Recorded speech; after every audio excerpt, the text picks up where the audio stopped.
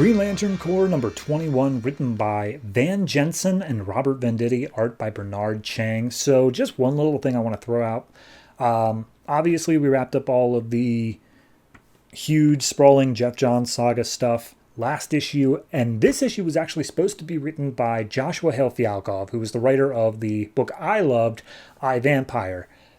And then something happened behind the scenes, and he wasn't writing it anymore. And so we got this instead. I mourn for what I never had. So anyway, on to this book. We see John Stewart and Fatality, who is very insistent on being called Yira now. I will not remember that. And they are rushing their way towards a planet Kosh, where there is a nuclear reactor that's about to melt down. And of course, Fatality's taking this moment to say, "Hey, John, do you love me?" And he's like, "That's a complicated question with a complicated answer." And she's like, "No, nothing's complicated about love. I love you." And he's like, "Okay, can we talk about this when there's not a planet with 9.8 billion people on it about to explode because of nuclear stuff?"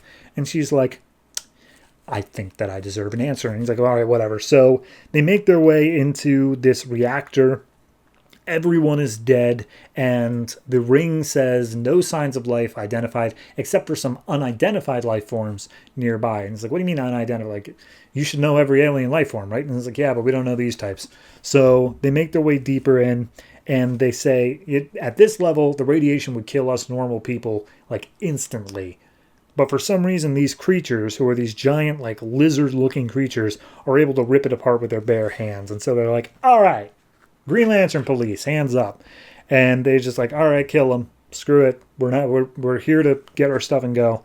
So they start fighting against the Green Lanterns, and they are seemingly putting up a good fight. They're doing pretty well. But then as the Lanterns are about to fight back, their rings just like malfunction for a second. Just they blink, and it's like, "Oh God, that's not good." So then we go back to Oa, where Salak is talking to the Guardians, and he's like, "Hey guys, I feel super guilty about letting your predecessors do all those evil things, so I need to not be a member of the Corps anymore." And it's like, "Okay, well, you're staying a member of the Corps because we really need you, Salak, and you're super cool like that. But if you're feeling guilty, like, we get it. You can just be a normal Lantern. You don't have to be like the mouthpiece, like the protocol officer." And they're like, "Okay, but like, who's going to replace you?" And he's like, "Well, I would suggest Kilowog if you can convince him to do it. But yeah, otherwise I'm out." And then we get a bunch of glimpses around the universe to different space sectors. We get a guy who named Druk, who is a gladiator and kills a bunch of people. We got an older man named Ergan, who's on like a traveling quest with his peers and isn't able to keep up, so he's left for dead. We have a single mother that we don't get the name of, who's living in like some slums. And we get this dude in the middle of a huge crowd of people that are all just yelling and arguing at each other, but he's silent and tiny. And they're all going to come back in like 5 seconds.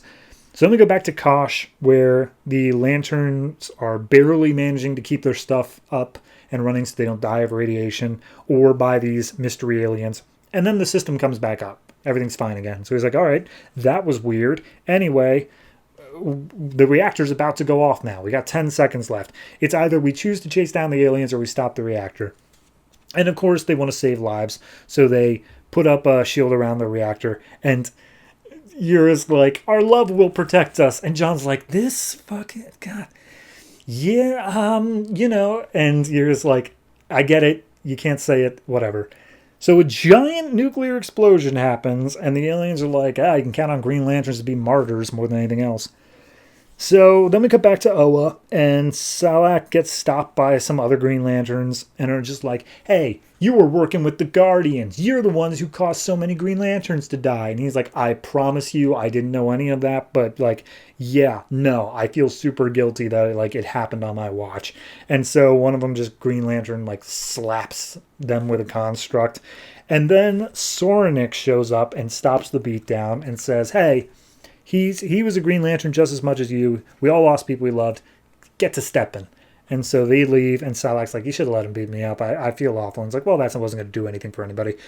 So At that point, Salak like brings up accidentally how Korugar was destroyed, which Soranik is from, and she's like, "Yeah, like you were meant to serve the Green Lanterns. I was meant to serve Korugar. We both kind of failed, but you know, it's something you got to get over. It's something it's not on us. It's not our fault."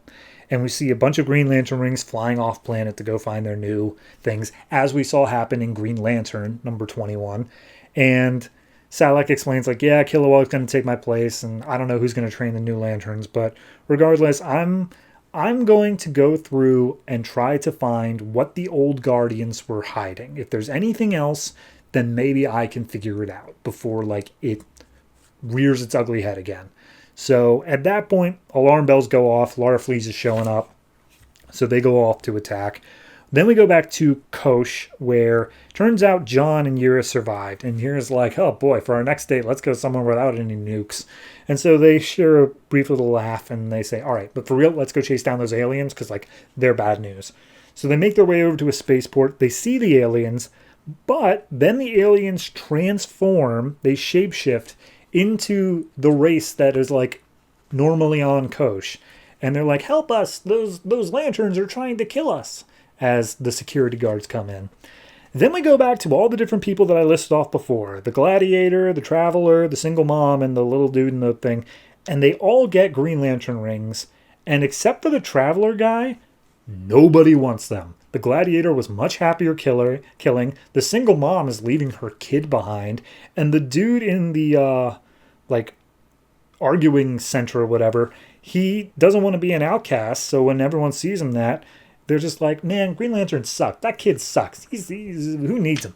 So the security guards are about to fire on John and Yura, and they bring up the point, and the completely valid point, that the Green Lanterns through the the Third Army and the First Lantern have really put the universe at risk, and they're no longer welcome. And so they start getting fired upon. The ship takes off and manages to get away from them, and John gets the call on his ring about Larfleeze attacking. So Yura's like, "You go, take care of Larfleeze. I will follow up on that ship. I'll see if I can trace down where it goes." And she's like, "But like, hey, try to like consider that me and you can have a life together outside of the Corps. Just like think about that." And then he goes on his way.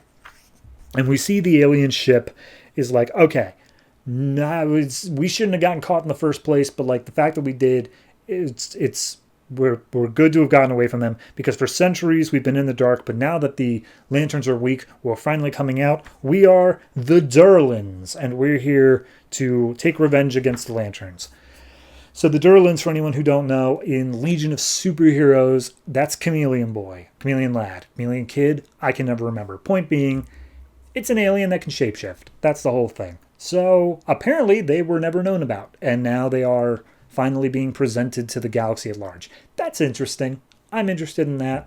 As for the recruits being brought in, I said in my Green Lantern review, this is what I wanted. I wanted this book to focus on the fact that the Corps was being rebuilt, rather than it being in the Green Lantern book, because if you have a book called Green Lantern Corps, that should be what focuses on the Corps, I feel like. So I don't know. There's a lot of promise here, but there's just as many ways to mess it up. And Van Jensen, I'm not familiar with his work at all. I don't know how it's going to turn out. I'm optimistic. I don't want to come into this as a negative viewpoint, so I will give this one, I'll give it just a flat 7. I'm feeling good about it. I like the idea that these new recruits are not ideal candidates, but are going to have to be more or less whipped into shape. So if we get more explanation on that here, I'm down for it. I'm interested.